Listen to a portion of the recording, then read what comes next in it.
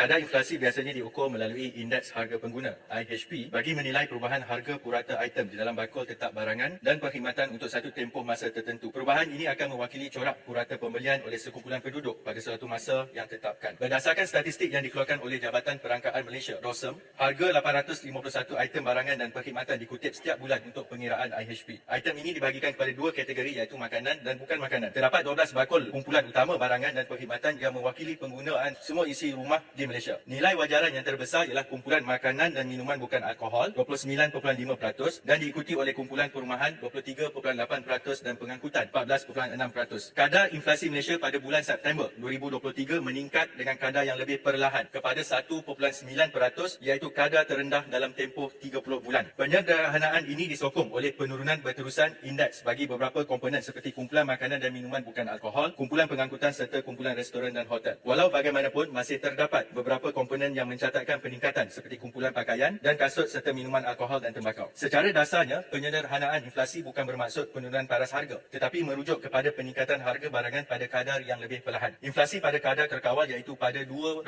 hingga 3% amat penting bagi ekonomi sesebuah negara untuk terus berkembang. Keadaan ini berbeza dengan deflasi yang merujuk kepada penurunan tingkat harga barangan dan perkhidmatan secara berterusan sekaligus mencatatkan kadar inflasi yang negatif. Situasi ini pernah dihadapi oleh Malaysia apabila mencatatkan kadar deflasi 1.2% pada tahun 2020 berikutan penutupan sektor ekonomi akibat penularan pandemik COVID-19. Walaupun pengguna akan mendapat manfaat dari kejatuhan harga barangan dan perkhidmatan atau deflasi pada peringkat awal, namun kesejahteraan rakyat mungkin akan terjejas akibat daripada kejatuhan kadar gaji dan upah atau lebih buruk lagi kehilangan pekerjaan. Ini disebabkan oleh pengeluar tidak dapat menjual barangan atau perkhidmatan pagar harga yang dapat menampung kos pengeluaran yang akhirnya boleh membawa kepada kemelesetan ekonomi. Malaysia lebih menumpukan kepada pelaksanaan dasar monetary dan dasar sektoral yang dapat menjamin kestabilan pengeluaran dan bekalan, terutamanya makanan yang akan membantu mengawal kenaikan harga barangan dan perkhidmatan. Pelaksanaan dasar ini dilakukan bagi memenuhi kepentingan negara dengan mengambil kira kedudukan permintaan dan penawaran dalam ekonomi. Memang kerajaan telah pun mengumumkan untuk hasrat melaksanakan penyasaran semula subsidi bagi tahun 2024. Kalau kita rujuk buku laporan tinjauan ekonomi, jangkaan inflasi untuk tahun hadapan adalah sekitar 2.1% hingga 3.6%. Yang mana kalau kita lihat juga sebenarnya langkah penyasaran semula subsidi ini penting untuk memastikan hanya rakyat yang benar-benar layak sahaja menerima subsidi selain kita mengukuhkan kedudukan fiskal. Bagi pertanyaan Batu Pahat tadi, sebagai contoh dalam kita untuk memastikan bekalan barang makanan itu dalam keadaan stabil, saya ambil contoh, memang ketika ini terdapat usaha untuk kita tingkatkan bekalan dan jaminan makanan untuk rakyat. Sebab kalau dirujuk tadi soal inflasi, kumpulan wajaran paling besar yang menyumbang kepada kadar inflasi itu adalah barang makanan. Kita juga lihat kalau tengok contoh usaha kerajaan dalam melaksanakan inisiatif usahawan tani Intan di bawah inisiatif pendapatan rakyat yang bertindak sebagai serampang dua mata, iaitu kita juga untuk memastikan mereka kumpulan sasaran itu mempunyai pendapatan yang mencukupi, tetapi pada masa yang sama juga kita kena pastikan bekalan untuk tahun hadapan tu lebih terjamin.